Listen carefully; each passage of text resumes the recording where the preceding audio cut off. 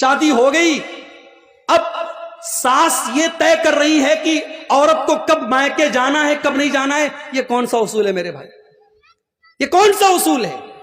کتنے گھروں میں ساس یہ بھی طے کرتی ہے کہ بہو کو کب نہانا چاہیے کب نہیں نہانا چاہیے. یعنی جوائنٹ فیملی سسٹم میں پرائیویسی نام کی کوئی چیز نہیں ہے.